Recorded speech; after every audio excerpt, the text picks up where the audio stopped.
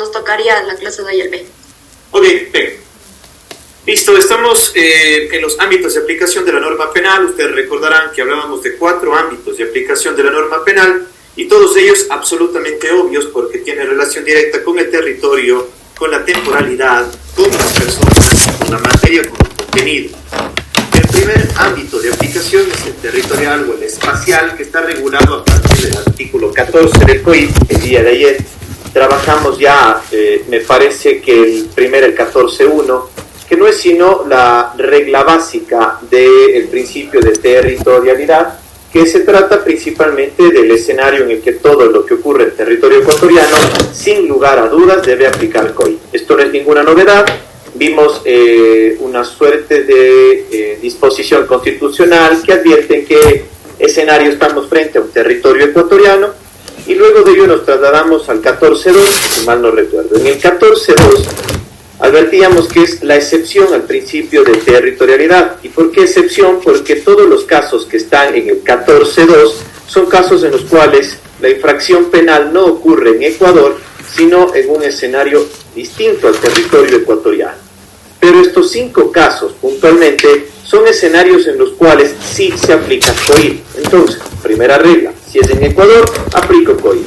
Si no es en Ecuador, sí aplico COIP solo en los siguientes 5 casos. El primer caso que veíamos ayer se denominaba cuando la infracción penal produce efectos o resultados o consecuencias en el territorio ecuatoriano, y para ello el ejemplo del hacker con un 232 del COIP, cuyos efectos se materializaban en Ecuador a través de la plataforma del Banco Pichincha. Estamos en ese ejemplo claros. Luego nos trasladamos a un segundo escenario que eran los lugares sometidos a jurisdicción ecuatoriana, es decir, el Ecuador en el extranjero, consulado en Madrid, consulado en Málaga, consulado en Barcelona, en todos los espacios en los cuales Ecuador está en espacios internacionales y se reconoce como tal ahí la aplicación del COIP. ¿Ok?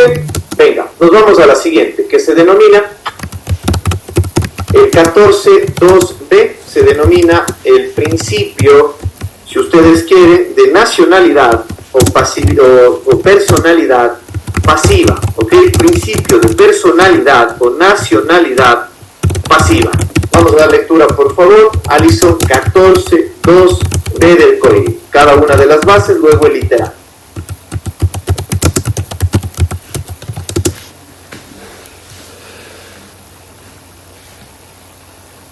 Estamos sin audio, por favor.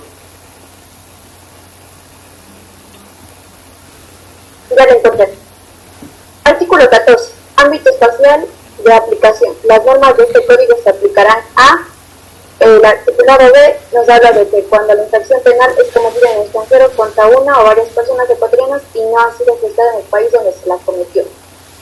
Ok, gracias. Esto se denomina, lo he dicho ya, principio de personalidad o nacionalidad pasiva, y esto tiene relación directa con las víctimas, por eso habla de pasiva. Y aquí quiero colocar una suerte de, si ustedes permiten, ejemplo para que se entienda, o una suerte de explicación para que se entienda este contexto. ¿Qué quiero decir? La infracción penal tiene sujetos activos y pasivos. Cuando hablo de sujetos activos, es aquellos que realizan la infracción penal, y sujetos pasivos son aquellos que reciben o resultan ser los afectados con la infracción penal. ¿Ok? Entonces, es una obviedad decir que el acusado o acusada es el sujeto activo y la víctima, sea la víctima o el víctima, sin lugar a dudas es el sujeto pasivo. ¿Ok? Entonces, esta segunda regla de aplicación denomina principio de personalidad o nacionalidad pasiva y trata principalmente de que el COIP va con las víctimas al extranjero para su debida protección. Esta es la idea que quiero que quede con ustedes. El COIP va con las víctimas al extranjero para su protección. Y voy a colocar un ejemplo. Supongamos entonces de que 2 personas, una pareja de ecuatorianos, han ido a Uruguay con el propósito de realizar su posgrado. Sucede entonces que contra ellos se comete un delito de asesinato. ¿Está claro? Ellos son sujetos pasivos de la infracción porque han recibido su bien jurídico protegido vida, ha sido sin duda vulnerado por este delito de asesinato. Ahora, están en Uruguay, no están en Ecuador, por ende estoy en la regla del 2. Y en esta regla del 2, el B dice cuando la infracción se cometa en contra de una o varias personas ecuatorianas. lo había dicho, sí, pero tiene un condicionante, por favor. Voy a aplicar en Uruguay COIP, simple, siempre y cuando no ha sido juzgado en el lugar donde se cometió. Es decir, solo habrá aplicación de COIP si es que en Uruguay no hacen nada, si es que a la larga no toman ningún tipo de cautela o respuesta frente a ese crimen contra ecuatorianos, ¿ok? Ahí el COIP dice, por favor, aquí aplicamos a nuestras víctimas nacionales en el extranjero, aplico siempre COIP, siempre y cuando, por favor, no se haya iniciado la investigación, ya voy a explicar esto, en el territorio donde se cometió. Pero entonces, si es que en el territorio donde se cometió, sí se inició el trámite para un procedimiento penal acusatorio, la regla ya no aplica. ¿Está claro entonces? Es una suerte de condicionante. Las víctimas van al extranjero, sin duda, con el COIP para ser protegidas. Solo en tanto, en cuanto, o solo en el supuesto que en el país donde se cometió el crimen, obviamente es en el extranjero, no se haya juzgado. Ahora, aquí va la parte importante. Si todos se trasladan al 14.2b, van a ver la palabra que es de todo necesaria, y no ha sido juzgado en el país donde se cometió. Esto lo van a resaltar y lo van a colocar bajo el esquema de decir analizado en sentido amplio. Analizado en sentido amplio. ¿Qué quiero decir con esto? Y paréntesis para que se entienda estas frases. Ustedes saben que un proceso penal no es sino principalmente, voy a hacerlo sencillo, dos momentos. Un momento para investigar y luego un momento para acusar a una persona cuando se ha encontrado evidencia del crimen. ¿Está claro? Entonces, cuando la frase dice y no ha sido juzgado en el país donde se cometió, lo que se ha discutido procesalmente o a través de la dogmática penal es, a ver, ¿esto aplica solo si el caso ya está en juicio o esto aplica desde el momento de la investigación y todo lo que viene a posterior? Esta discusión de las dos posiciones se ha tomado en un sentido amplio. Cuando digo un sentido amplio es que se considere juzgado en el país donde se la cometió cuando ya se ha iniciado la investigación penal por ese crimen, ¿ok? Regreso al ejemplo. En Uruguay ha pasado un asesinato contra 2 ecuatorianos. El país allá, por ejemplo, en la ciudad de Montevideo, la fiscalía como tal ya tomó protocolo, ya inició la investigación, ya ha aprendido a las personas presuntamente responsables y ha comenzado la indagatoria o búsqueda de evidencia de este crimen. Entonces, no se puede aplicar la regla del 14.2b. ¿Por qué? Porque cumplo media regla. ¿Por qué? Porque se trata de víctimas ecuatorianas, pero lo restante no se cumple porque ya inició la investigación en Uruguay. ¿Está claro? Ahora cambiemos el ejemplo. En el mismo espacio, lo que ha ocurrido es que en Uruguay no ha iniciado absolutamente nada. Lo que han hecho es notificar al consulado ecuatoriano y decir, oigan, tenemos 2 muertos, son suyos. Ahí entonces no es que quede en impunidad, ahí tengo los 2 parámetros. Ecuatorianos, víctimas, más un país que no ha iniciado absolutamente nada respecto de la investigación penal por aquellas víctimas ecuatorianas. ¿Queda claro entonces? ¿Preguntas, dudas? ¿Ok? ¿Cómo dijo que se interpretaba en sentido? Amplio. El sentido restringido es solo si el caso ya está en juicio.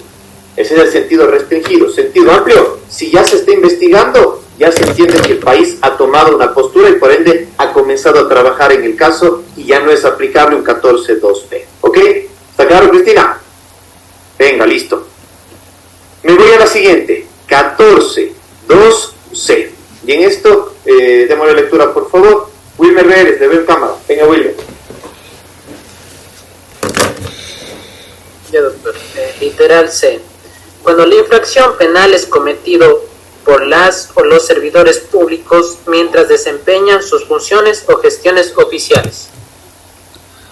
Ok, voy a pedirle por favor, Araceli Vázquez, prepare un 229 de la Constitución, empiezo a buscarlo, y voy a los ejemplos para que ustedes tengan una idea de cómo va esta historia. Venga. ¿Se acuerdan la época de los apagones? Vamos a trasladarnos a esa época de los apagones y nos encontramos en lo siguiente. El ministro de Energía y Minas necesita realizar un acuerdo comercial en Colombia para que Colombia nos mande energía eléctrica a Ecuador y poder evitar los apagones. ¿Me siguen el ejemplo? Ok.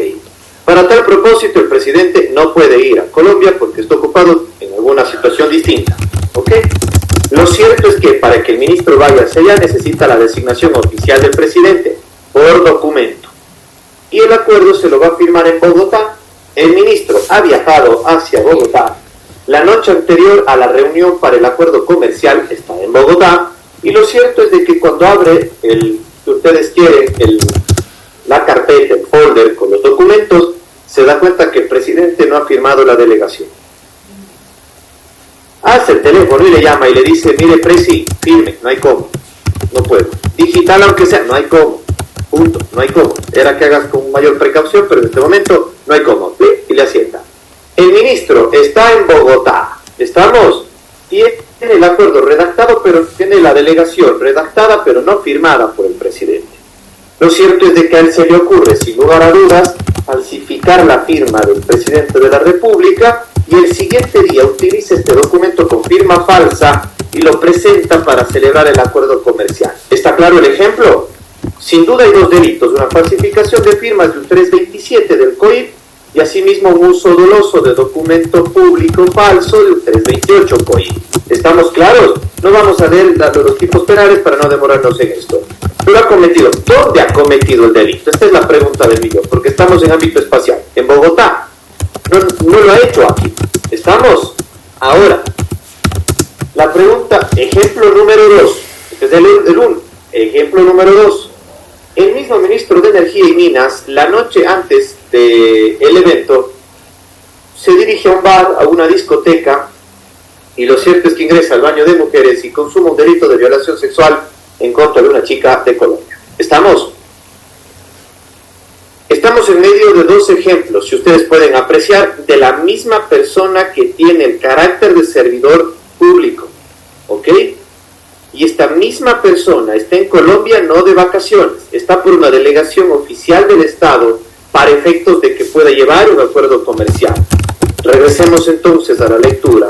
Alison Duarte, por favor, le voy a pedir nuevamente la lectura que ya la hizo Wilmer y luego voy a molestarle, no recuerdo a quién le pedí el 229, un segundo ya le digo que demos lectura. Venga, vamos un 14.2c, por favor, y díganme si el caso 1 y el caso 2 calza o solo uno de los dos. Dele. Artículo C. Cuando la infracción penal es cometida por las o los servidores públicos mientras desempeñan sus funciones o gestiones oficiales. Ya está. Venga, Estefanía, el caso número 1 de la falsificación y uso doloso, ¿calza o no calza? Yo creo que sí calza el caso 1. ¿Y el caso 2? ¿Qué le suena? El 2 no creo porque, viajó pero no estaba, digamos, en horas de cumplimiento de sus funciones. Él no fue para eso, fue para el cumplimiento oficial. Ok, la respuesta es correcta y voy a explicar esto bajo el esquema. La naturaleza del tercero se denomina principio de nacionalidad o personalidad activa, principio de personalidad o nacionalidad activa. Lo contrario al anterior, pues si el anterior era de víctimas, este en cambio es ya de las personas que realizan la infracción. Solo que en este caso, la calidad específica de aquel que realiza la infracción es ser servidor público. Primera situación, servidor público. Esto es un escenario, si ustedes quieren, de un ejercicio de responsabilidad funcional. Un escenario de responsabilidad funcional. ¿Por qué digo esto? Porque la calidad de servidor público obliga, en una suerte de lectura de la COIP, de que todo servidor público lleva implícita la obligación de no cometer infracciones penales tipificadas en el COIP en el extranjero. ¿Me sigue? En otras palabras, soy servidor público. Voy a dirigirme al extranjero, no dejo de ser servidor público y no dejo de tener la presión de cuidado, cometa usted una infracción penal, porque aunque vaya a cometerla fuera de Ecuador, el código ecuatoriano le persigue para sancionarlo. ¿Me siguen por dónde va la idea? Entonces, ok, esta es la mitad de la regla, ser servidor público y trasladarme con el COIP como un escenario de aplicación directa hasta en el extranjero. Ahora, la parte número 2, le van a sacar ustedes o le van a resaltar la frase mientras, ¿ok? El ejemplo que coloqué del primer delito de, si ustedes quieren, el de uso doloso y falsificación de firmas, es el caso perfecto que puede ser aplicado acá. Es decir, tranquilamente, a aquel servidor público se le podría aplicar un COI bajo un escenario del principio de nacionalidad activa. Sin embargo, el segundo ejemplo no calza. ¿Y no calza por qué? Porque esta palabra mientras supone que el crimen o la infracción penal debe ser cometida en pleno ejercicio de sus funciones oficiales, en pleno desarrollo de las actividades encomendadas, o en otras palabras, en íntima relación a su propia función o desempeño. Entonces, lo que ha hecho él el día anterior, por más de que esté en gestiones oficiales, genéricamente hablando, porque está ahí por un motivo de una delegación estatal, el momento mismo que entró al bar y luego que entró al baño y en medio de eso logró consumar un delito de violación sexual, no se entiende una gestión oficial en sentido amplio. Eso se entiende que en medio, si ustedes quieren, de una delegación, esta persona está haciendo uso de su libertad, claro, para dirigirse, para tomar decisiones, pero no representa estatalmente a Ecuador. ¿Está claro?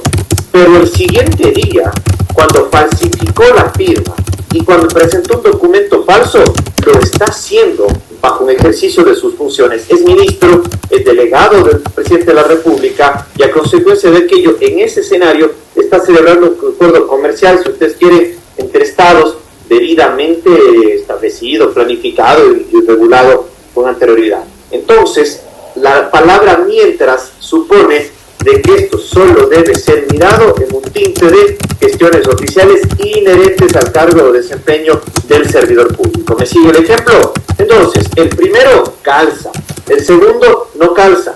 Ahora les traslado un ejemplo mucho más difícil.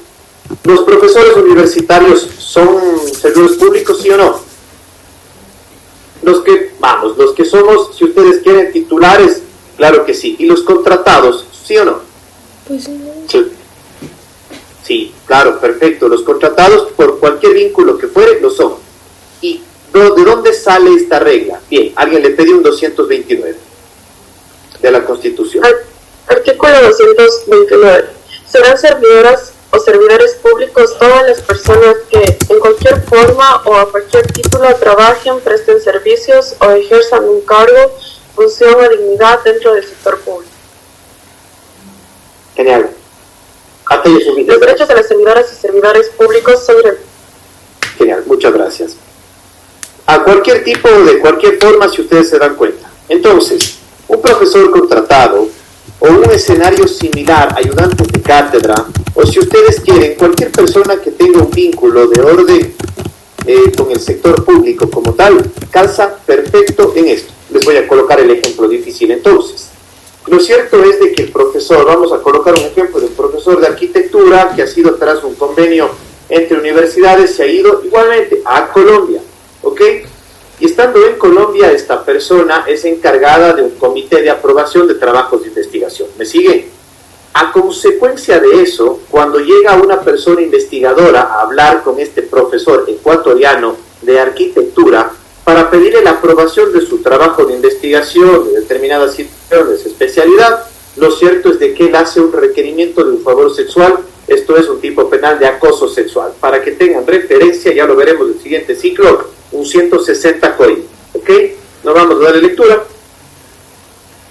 La pregunta entonces es, calza en este ejemplo, este escenario de, perdón, no un 160, este es un 166 el acoso sexual. Este caso puntual, ¿calza para una suerte de regla de un 14.2c o no? Es servidor público, no hay ninguna duda de eso. Y está en el desempeño de una actividad o gestión o función oficial, ¿sí o no? ¿Calza perfecto este caso o no? Vamos a ver qué opinan. Adamaris Avilés.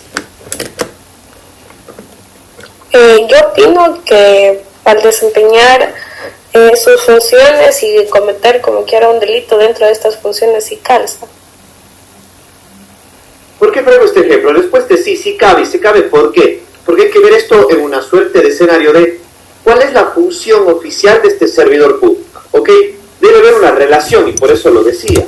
¿Qué relación tiene que él se dirija a un bar o tenga contacto con una persona en el primer caso? Es que no tiene lógica. Pero en este segundo caso es un servidor público del área de la educación y que a consecuencia de aquello se desempeña en ese rol, y en ese rol es que comete el delito de acoso sexual. Porque ustedes saben bien que el acoso sexual, ya lo verán conmigo a futuro, es un escenario de superior-inferior, y en esa superioridad y con la necesidad o requerimiento del inferior al superior es que aprovecha para el favor sexual. ¿Se entiende? Entonces, el servicio público de esta persona en educación sí se vincula con la gestión oficial extranjera. En este caso, ese delito sexual sí calza en un 14.2c. ¿Listo? Venga, 14.2e, por favor. Wilmer Vélez, dele la lectura. Una pregunta de este ejemplo, tal vez. Sí. Digamos que el docente realiza eso, pero le dice a la chica que, no sé, que vaya a la, no sé, a la casa o al despacho si tiene, digamos, ahí el arquitecto y le dice que se vaya a otro lugar. Igual calzaría, aunque no esté dentro de la institución. Sí, es que al final, a ver, para mí calza, ¿por qué, Romina? Porque el escenario es ver los dos puntos. Servidor público, sí, pero ¿de qué rol? Y segundo, gestión oficial, pero ¿en qué sentido? Entonces, al final, a ver, ya lo van a ver conmigo cuando veamos el intercrímenes. Vamos a trasladar esto a un intercrímenes. Si ustedes quieren, adelanto un poquito la materia, esto ya lo explicaré con lujo de detalles. Un crimen a veces es de consumación inmediata, es decir, en cuestión de segundos se comete. En otras palabras, como un arma de fuego, cojo disparo, listo. Demoro 3 segundos, ya está. Pero hay escenarios en los cuales en otros crímenes se van cometiendo paso a paso fabricando escenarios. Eso no genera una desconexión causal. Eso lo que hace es interpretar el intercriminis con mayor amplitud. Es decir, paso 1, paso 2, paso 3, paso 4, consumación. Entonces, traslademos esto.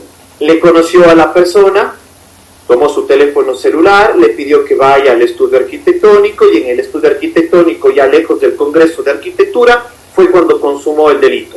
Al final regreso. ¿Es servidor público? Sí, sin lugar a dudas. 2. La gestión oficial puede desarrollar funciones de profesor o investigador y aprobar aquella cátedra o aquel proyecto, sin duda. Que no lo comete en la universidad no desdice que inició cada uno de los pasos de la infracción ahí, donde empezó a desarrollarse la infracción. ¿Estamos? Es casi exactamente igual como si hubiera utilizado el documento falso no en el acuerdo comercial ante todo el público, si no lo hubiera firmado el acuerdo comercial tal vez en el aeropuerto de Bogotá. No cambia absolutamente nada de lugar. El punto es ver los dos extremos. Servicio público, ¿de qué? Y gestión oficial, vinculado o no. ¿Ok? ¿La tenemos? Venga, 14.2d, por favor. Cuando la infracción penal afecta bienes jurídicos protegidos por el derecho internacional a través de instrumentos internacionales ratificados por el Ecuador, siempre que no se haya iniciado su juzgamiento en otra jurisdicción. Bien, daré lectura al siguiente, porque los dos están íntimamente vinculados. Ya sáquenle una flecha. El 14.2b y el c están íntimamente vinculados, se lo explico en un solo momento. Dele el siguiente, Wilmer. Cuando las infracciones constituyen graves violaciones a los derechos humanos de acuerdo con las reglas procesales establecidas en este código. Gracias. A ver, voy a explicar esto e intentaré hacerlo y ofrezco explicarlo en pizarrón porque es relativamente complejo. Intentaré con las limitaciones hacerlo lo más claro posible. A ver, está bastante claro ya en este momento de que el derecho penal se encarga de las infracciones o conductas muy graves que hay en la sociedad, ¿ok? Está clarísimo que todos los países sancionan el asesinato. Está muy claro que todos los países sancionan el robo con armas de fuego o con instrumentos que impliquen un ejercicio de fuerza física. Está absolutamente claro que todos los países sancionan la violación sexual, ¿ok? Pero regresemos a algo. ¿Por qué se sanciona en todos los países esto? Porque los distintos conflictos que se fueron generando a lo largo de la vida obligaron a encontrar a esto un nombre, una suerte de tipificación y luego una sanción. Claro, la muerte de personas obligó a decir, ok, esto no es algo que podemos aceptarlo, tenemos que regularlo, y empezó ya históricamente el homicidio, luego empiezan a ver el asesinato como un escenario de un homicidio cualificado por circunstancias gravosas, lo que ustedes quieran. Cada país tuvo su propia historia legislativa y fue desarrollando sus tipos penales. Estoy hablando del siglo anterior, ¿ok? Pero quiero que regresen. Hay crímenes que son de tinte internacional y a gran escala, ¿ok? Crímenes internacionales a gran escala y que constituyen los llamados graves violaciones a derechos humanos, ¿ok? Yo sé que me van a decir, Diego, pero es que al final, oiga, ¿no le parece una grave violación al delito de violación sexual?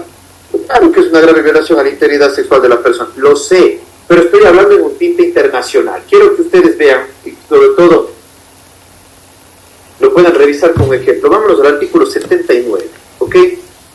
Eso es un delito que lo tiene gran parte de los países del mundo. Y es un delito a gran escala, de origen internacional, y que constituye una grave violación a derechos humanos. Es el llamado genocidio, ¿ok? Voy a colocar un ejemplo para que ustedes tengan clarísimo este escenario, ¿ok? A ver, si a alguien le interesa mucho derecho penal internacional, o cuando tengan derecho internacional público, quieren ver una peli que es relativamente agradable, van a ver la magnitud de esto, es el genocidio de Ruanda. El genocidio de Ruanda, esto es en África, ¿ok? ¿Qué pasa acá? El genocidio de Ruanda no es muchos asesinatos a determinada población, no es eso, no es eso. El genocidio de Ruanda es algo a gran escala que supuso la destrucción de una parte de la población o su gran porcentaje o su gran mayoría, ¿ok? Lo voy a trasladar esto a un ejemplo, si ustedes quieren, aquí en Ecuador. Un holandés, bueno, vamos, una persona, un inglés, ¿ok? Una persona de Inglaterra, estamos claros, de Reino Unido, se dirige hacia Ecuador. No, vamos, supongamos, cambiémosle mucho el ejemplo, me lo voy a complicar con una suerte de legislaciones similares. Brasil, ¿ok? Una persona brasileña se dirige a África, estamos a Ruanda, y lo que hace es dirigir un montón de aviones que llegan encima de la población y mandan un sinnúmero de bombas, generando unas explosiones que provocan la muerte de mínimamente 1 millón, 2 millones de personas. ¿Está claro por dónde va el ejemplo? Este es brasileño, está cometiendo el crimen en África, ¿ok? Y se ha muerto 1 millón de personas. No es 1 millón de asesinatos, no es eso. Vamos a leer un 79 y solo numeral primero para que lo tengan como referencia. Romina, por favor, un 79 genocidio, numeral primero, ¿ok? Ya.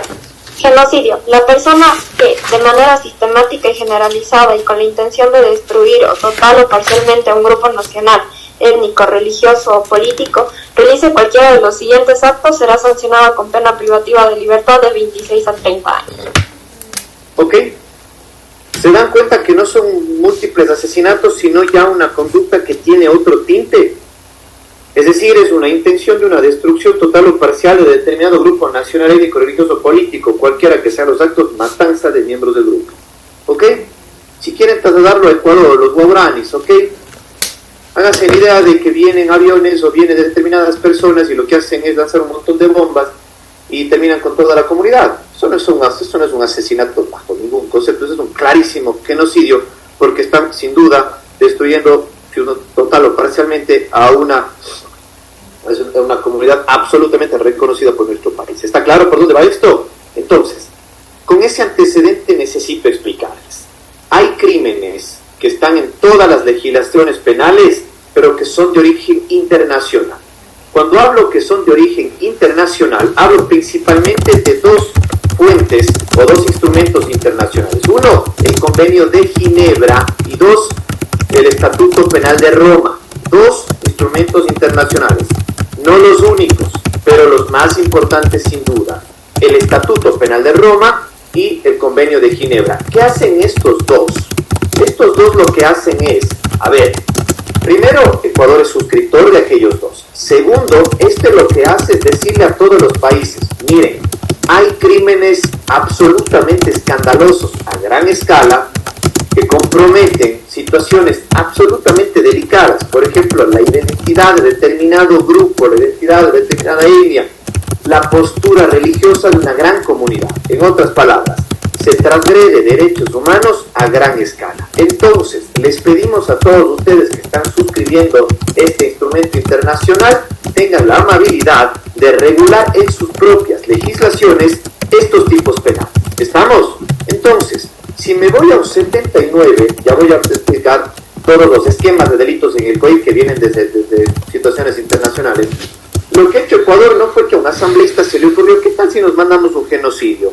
O sigan los del 79 al 80, al 81, ¿qué tal si nos mandamos un etnocidio, les parece? ¿O qué tal si es que promovemos un exterminio?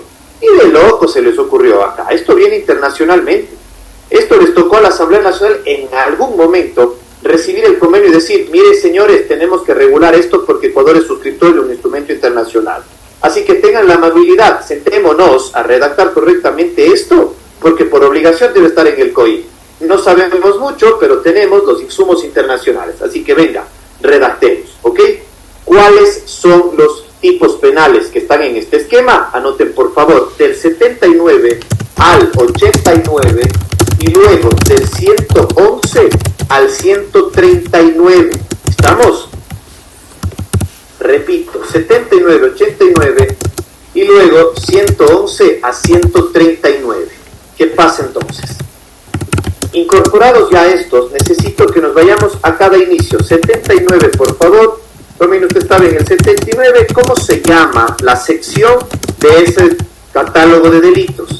Y Elizabeth Calle, por favor, en el 111 antes, tenga la amabilidad, ¿cómo se llama esa sección de ese catálogo de delitos? Romina primero, luego Elizabeth. Delitos contra la humanidad. Ok. ¿Se nota desde el título por dónde va esto? Oiga, pero es que es contra los gobranis nomás. Sí, pero es que esto lo interpretamos a título de humanidad, a título macro, no a título de el asesinato o los 1000 asesinatos. ¿Estamos? Venga, ¿cómo se llama la segunda sección, Elizabeth? Artículo 11, sección cuarta, delitos contra personas y bienes protegidos por el derecho internacional humanitario. Artículo 111, personas protegidas por el derecho internacional humanitario. Ok, ¿se entiende por dónde va esto? Es decir, es algo macro que arranca desde el derecho penal internacional, desde los derechos humanos regulados en instrumentos internacionales y a consecuencia de aquello, regreso al ejemplo. Esta persona de Reino Unido que ha cometido un genocidio en África, ¿puede ser juzgado en Ecuador, sí o no? Y la respuesta es sí, sí puede. Sí puede esta persona de Reino Unido, sí puede. Artículo 401, por favor, le voy a pedir le veo Pamela Guerrero, por favor, un 401 del COI. Pamela, ¿me escucha? Sí, doctor, estoy buscando. Gracias.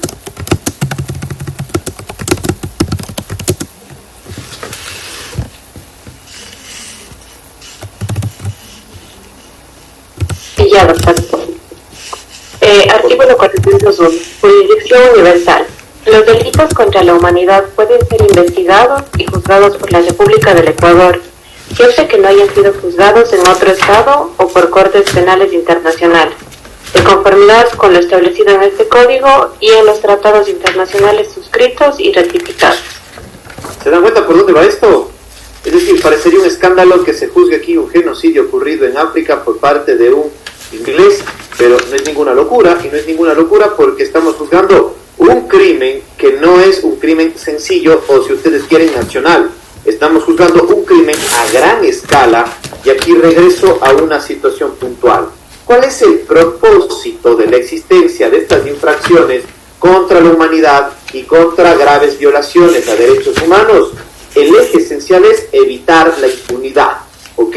Este es el eje esencial, porque estos crímenes a gran escala es muy obvio de que podrían las personas fugarse, entonces se permite esta denominada artículo 401, jurisdicción universal. Es decir, ¿puede instalarse un tribunal penal ecuatoriano para juzgar un crimen extranjero? Sí, ¿cuáles? No todos, solo los que están en este rango de infracciones que les acabo de explicar, ¿ok?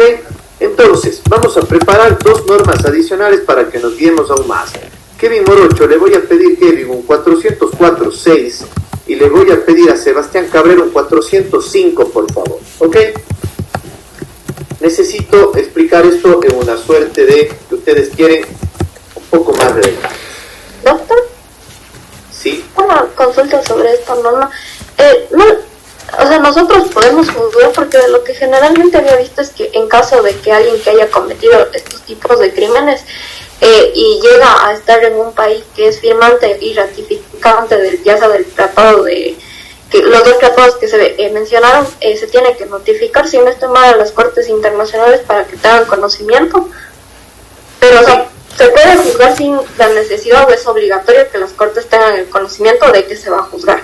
Es obligatorio, es que justo voy a eso, porque claro, lo que acabo de contar hasta ahora es cuáles son los crímenes que están en este catálogo, de dónde es el origen de estos crímenes que están en el catálogo, la intención de evitar impunidad que está dentro de este propósito de infracciones penales y la posibilidad de que Ecuador juzgue sin lugar a duda un crimen internacional. Aquí va la parte 2 que usted me ha dicho, aquí va la mitad, la otra mitad es lo que está precisamente en el literal D. Dice, siempre que no se haya iniciado su juzgamiento en otra jurisdicción. Nos ubicamos ahí. Entonces, ¿por dónde va esto? La persona ha sido aprendida, o si ustedes quieren, detenida en Ecuador. Ya los términos lo explicarán en procesal. Voy a utilizar la palabra detenido. ¿Listo? Y lo que hacen es, lo que ha dicho Romina, es obvio. A ver, primero tengo que notificarle al país de este sujeto. Señores, ¿cómo están? Le hemos detenido acá a determinado ciudadano contra quien existe una alerta de difusión roja por un genocidio. E inmediatamente la respuesta que espera Ecuador es la siguiente. Están alistando todo para juzgarle a partir de un 401, un 404, un 406 que vamos a leer. Está todo listo en Ecuador. Pero si la respuesta es, le agradecemos un montón, mándenos, porque acá tenemos toda la evidencia y hemos iniciado la investigación y estamos listos con todo. Bueno, vaya entonces, amigo. ¿Se entiende? Que podría ser no solo Brasil, no solo el escenario de África, sino también podría ser el propio Reino Unido. O sea, ya allá habrá que resolver entre ellos quién se queda con el sujeto. Pero si ninguno ha iniciado, Ecuador podría decir, entonces se queda acá.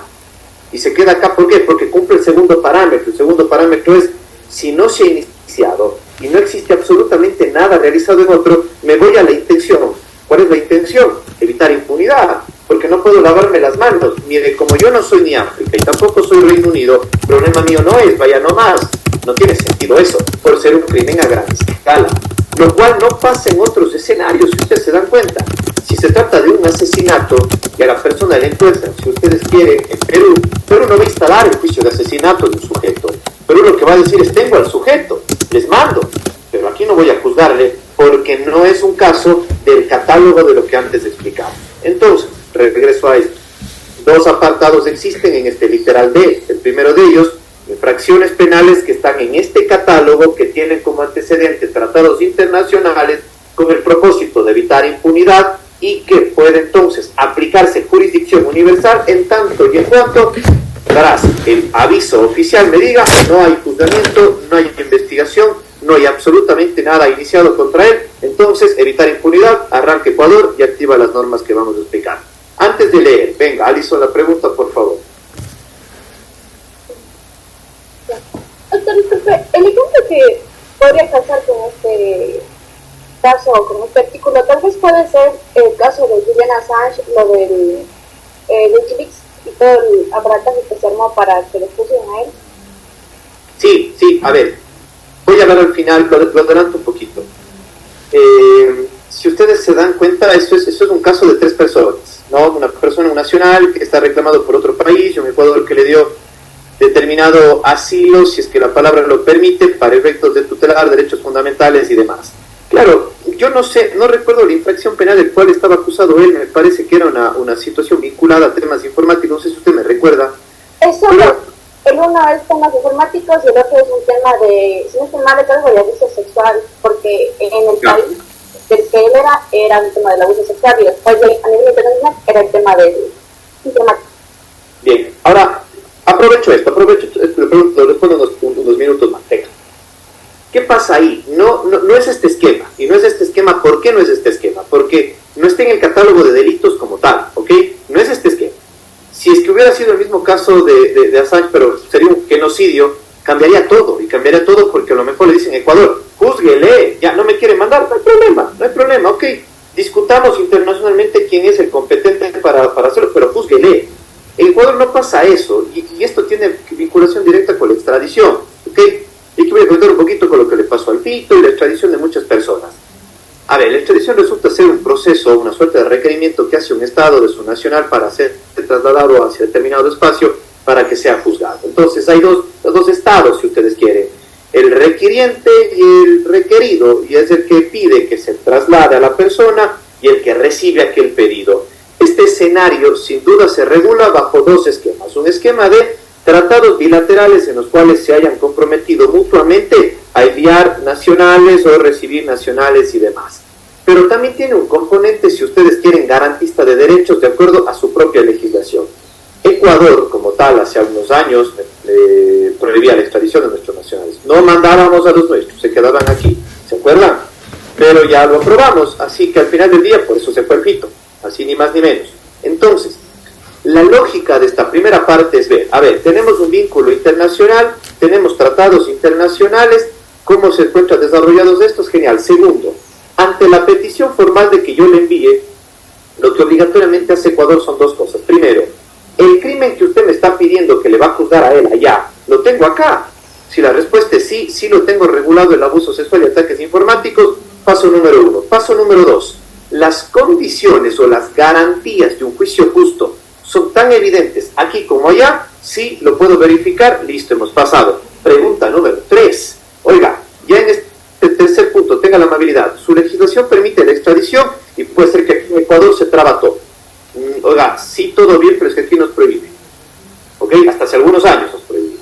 Entonces, de una o de otra manera, sí, pero a los nacionales, sí, pero es que, y aquí comenzó toda la discusión como tal de Assange. Traslado esto al ejemplo de Fito. Fito, ¿se acuerdan? No, todo lo que el país vio cuando hacen la videoconferencia y le preguntan a él, ¿quiere irse a Estados Unidos? Y él dice, sí, su señoría, ¿recuerdan eso? O sea, al final, ¿qué es lo que pasa? Lo que hace Ecuador es ver, a ver, aquí sancionamos el narcotráfico, allá sancionan el narcotráfico. Aquí hay juicio justo y hay juicio justo. Acá permitimos y no permitimos. Consultémosle al hombre, ¿quiere irse? Si me quiero ir. Listo, se ha cumplido todo el protocolo y se fue la persona. ¿Estamos? Pero esto es, yo, si ustedes quieren de una u otra manera, una explicación en un tinte de un escenario penal, sí, que regula el tema de extradición, pero también una suerte de derecho penal internacional y derecho internacional público de las relaciones bilaterales. ¿Ok? Respondida entonces. Regreso al ejemplo. Aquí tengo, por favor, crímenes exactos, no todos los crímenes, ¿ok? Esto supone, y regreso a la base, no ha ocurrido el crimen en Ecuador, ha ocurrido en África, ¿ok? Y no ocurrió por un ecuatoriano, sino por una persona del Reino Unido, punto. Pero Ecuador lo puede juzgar siempre y cuando, tras el aviso, nadie haya iniciado su ejecución, ¿ok? El 401 hablaba de la regla de jurisdicción universal. Este puede ser un tribunal penal universal, sí puede, en determinados casos. Necesito dos normas y con esto voy a cerrar hoy. 404.6, a quien le pedí, y luego un 405, por favor. Doctor, una pregunta antes de continuar. Dele, Wilmer, encantado. Esperemos la lectura. Referente a los instrumentos internacionales, aquí nos menciona que deben ser ratificados por el Ecuador, pero en el caso de los países que intervinieron en este genocidio, ¿deben ellos haber ratificado estos instrumentos internacionales o eso no importa? Eso es obligatorio. ¿Y qué pasa si esos dos países no han ratificado?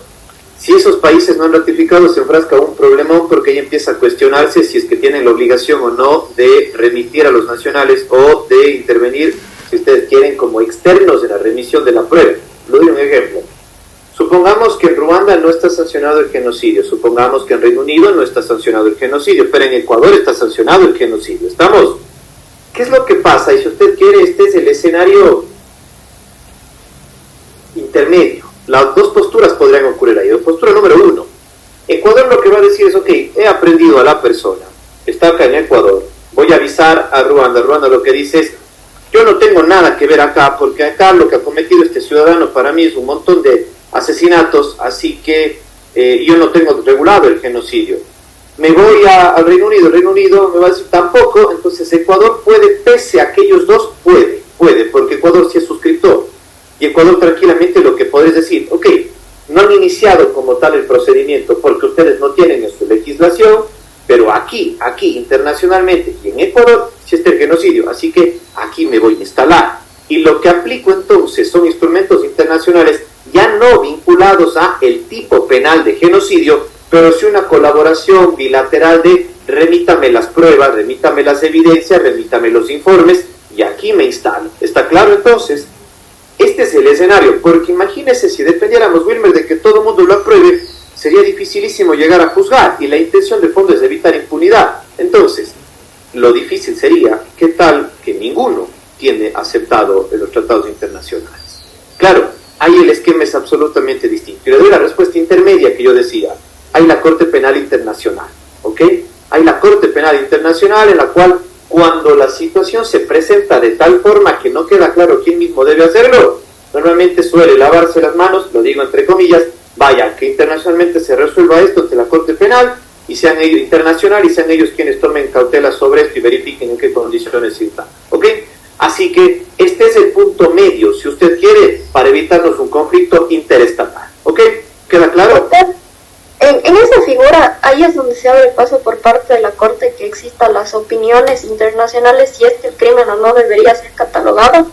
Sí, ahí es cuando empieza toda la intervención de terceros que pueden dar aportes desde derechos fundamentales, desde aplicación normativa internacional y todo lo que viene por ahí. Sí, es Doctor, igual, perdón que le interrumpa.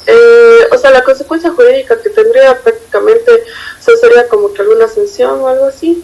¿O cuál sería la consecuencia jurídica? ¿Qué pasa si los países, o principalmente el país que, digamos, en el que se cometió este genocidio, o sea, no hizo nada? A ver, hay dos escenarios. Hay la responsabilidad personalísima y la responsabilidad estatal. ¿Ok? Eso siempre hay que diferenciarlo. La responsabilidad personalísima es de la persona que propiamente cometió la infracción. Entonces, eso por un lado podría resolverse, y lo he dicho, a través de un Estado que asuma la competencia y diga yo le voy a juzgar, o enviarlo esto a la Corte Penal Internacional y que sea esta quien le juzgue. Punto por uno. Punto dos. Es muy posible que cuando normalmente va a la Corte Penal Internacional, esta no puede disponer a un país que tipifique una infracción, no lo puede hacer. Lo que puede hacer es un escenario de recomendación y decir, este conflicto que me ha tocado resolverlo a mí se genera principalmente porque en el propio país no hubo mecanismos adecuados para encontrar la infracción penal e investigarla. Entonces, sugiero, adapte su normativa como tal al nuevo tipo penal para que a futuro, espero que no ocurra, pero si ocurre, se quede ahí. Manda un escenario de sugerencia, manda un escenario de recomendación, y si se puede decir, traslademos esto al sistema interamericano de derechos humanos acá ellos son una suerte de pedores de que se respete la voluntad de la Corte Interamericana, entonces es una suerte de, les he recomendado que hagan esto, así que vamos a vigilar cómo lo hacen. Pero colocar una sanción, por ejemplo, un bloqueo económico, colocar una sanción de le vamos a quitar soberanía, colocar una sanción de le vamos a impedir un escenario de representación internacional, no lo pueden hacer. ¿Okay? La Corte Penal tiene un alcance de juzgar a la persona en un escenario de un crimen internacional, pero no meterse con el país donde ocurrió el crimen para sancionar al país. Llega a un escenario de recomendación, que si usted quiere una comparación, es la propia Corte Interamericana de Derechos Humanos, no le puede mandar preso al ministro de Salud que no tuvo el protocolo de violencia de género para una mujer que estaba en determinadas condiciones, pero sí le puede sancionar al Estado, y cuando se da la sanción del Estado, el derecho de repetición, y económicamente nos complicamos todos pagando, pero nadie se va a prisión por eso. Pero si el Estado resulta ser internacionalmente sancionado, y eso en un escenario, si ustedes quieren, de un escenario político, de un escenario de derechos fundamentales, un escenario de cómo se ve esto ya entre Estados, es absolutamente reprochable que un país, ante recomendaciones internacionales, poco y nada le interese adaptar su propia legislación. ¿Ok? Venga, necesito la lectura de las dos normas para cerrar la clase. Son 5 puntos, pero vamos a quedar súper cortos acá. Ven, por favor. Artículo 404. Reglas de competencia. Para determinar la competencia de la o el juzgador se observarán las siguientes reglas. 6. Cuando la infracción se comete en territorio extranjero, la persona procesada será juzgada por la o el juzgador de la circunscripción territorial en la que es aprehendida o detenida, o por la o el juzgador de la capital de la República del Ecuador. Bien, entonces, vamos al ejemplo. Ha pasado un genocidio en Ruanda por parte de un ciudadano de Reino Unido y ha sido detenido en Guayaquil. ¿Le pueden juzgar en Guayaquil o no? Con la norma que acabo de explicar. Sí, sí hay cómo. Sí, sí hay cómo. Hay dos opciones. En el lugar en el que es aprehendido, y la otra opción es en Quito. Punto. Hay dos opciones. Si hago una pregunta en hipotético y digo que le han detenido en la ciudad de Cuenca, es absolutamente aplicable porque hay dos escenarios, o Quito o el lugar de la aprehensión o detención. ¿Ok? Bien, siguiente regla, 406. Artículo 406. Conexidad. Cuando cuando se cometen infracciones conexas de la misma... Es un error mío, 405, por favor, es un error. Ya. Artículo 405. Tribunal de jurisdicción competente. En los casos de infracciones en los que existe jurisdicción universal, la o el juzgador ecuatoriano podrá determinar la jurisdicción que garantice mejores condiciones para juzgar la infracción penal, la protección y reparación íntegra de la víctima.